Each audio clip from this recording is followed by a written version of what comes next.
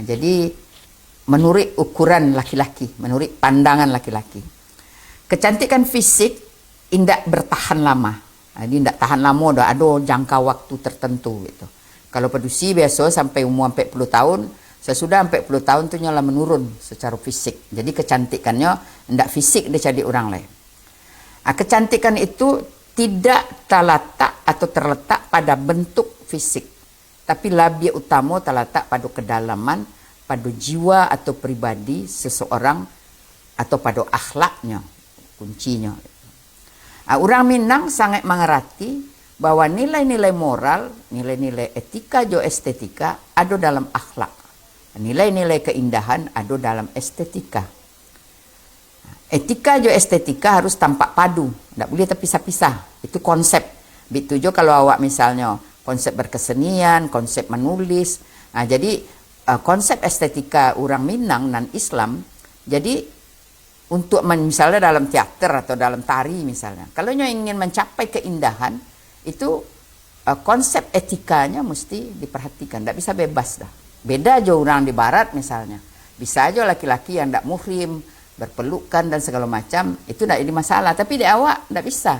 Atau misalnya awak memisalkan orang, menjadikan orang binatang misalnya, itu kan merubah harkat orang, itu tidak dibolehkan dalam konsep estetika Islam dan konsep estetika Minangkabau gitu. Oleh karena itu segala sesuatu harus padu. Jadi dalam akhlak gitu. Jadi tidak bisa nyolari dari situ doh antara. Jadi akhlak jadi kuncinya gitu. Seorang perempuan baabana lah karancaknya atau cantiknya. Kalau cantik tidak dulu dalam kosakata bahasa Minang. Tidak ada suara. Nah ada cantik. Perempuan cantik itu konotasinya jelek gitu.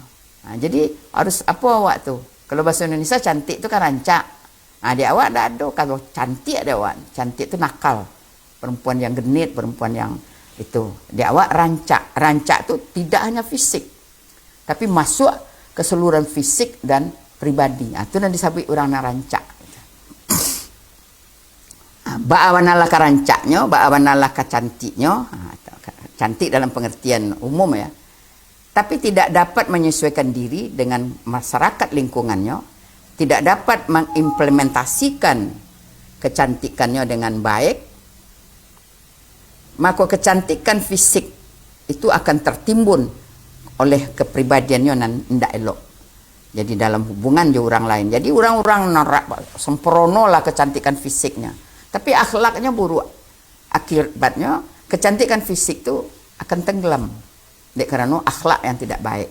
Jadi makanya di orang Minang tidak ada dibuat kriteria cantik secara fisik tuh. Jadi yang dipentingkan bentuk tadi kan, bentuk dan sebelumnya lah di zaman serba modern kini kok kecantikan fisik dapat ditambah kurangi aja berbagai obat serta operasi plastik. Misalnya hidung awak, kini kan banyak bersulam alis, bersulam bibir, hidung segala macam bisa dipelok kalau dulu orang tua-tua mengecek cik perangai nak bisa dirubah, cik bantu nak bisa dirubahnya nak kalau perangai lain. Tapi kini bantu pun lah bisa nius bentuk siawak. Kalau kini kan orang cenderung ke artis-artis Korea kan, itu nak bertiru. Tetapi kecantikan pribadi tidak dapat ditambah kurangi dengan pembedahan macam apapun, kecuali oleh pribadi dari orang itu yang ingin menjadi baik. Tentu kuncinya bisanya menjalankan agamanya dengan baik dan menjalankan adat budayanya dengan baik, baru bisa tercapai. Kecantikan fisikal jika tidak disertai dengan pribadi yang terpuji, kecantikan itu menjadi kosong, serupa orang memakai topeng atau serupa kerabang saja, kosong. Itulah begitu juga penampilan diri. Penampilan diri seseorang tidak terletak pada pangkainya atau pangkai suaminya, galanya, embel-embel dan disandangnya, nama suami, gala adai, gala haji dan segala macam, atau merek-merek baju, merek oto, rumah mewah atau perhiasan. Tidak ada, tidak di situ letak ada. Apalagi pandemi COVID-19 memberikan pelajaran yang sangat berarti dan baik terutama bagi kaum perempuan. Ternyata selama ini kita kaum perempuan itu lebih berorientasi kepada apa yang kita inginkan, bukan kepada apa yang kita butuhkan. Setelah kita periksa lemari pakaian kita, lemari perhiasan kita, lemari sepatu, tas kita, ternyata tidak kita butuhkan atau tidak kita pakai selama pandemi. Tidak ada gunanya dah. Diagen ke orang pun orang lalu ni udah kemau udah kepai. Ternyata nanawak Bali, nanawak kumpuan itu sebenarnya bukan kebutuhan. Kini ko pandemi ko mengajarkan ke awak bagaimana awak menghargai betul-betul apa yang awak butuhkan. Gitu. Penampilan diri datangnya dari dalam, dari pribadi, dari bagaimana sikapnya terhadap ajaran agama Islam dengan norma adatnya. Sikapnya terhadap kehadiran orang lain, bagaimana dia memandang nilai dirinya, kemudian harga dirinya, kemudian bagaimana wibawa dan karismanya, kemudian sopan santun dengan orang lain, tutur kata yang dipakai dalam bergaul.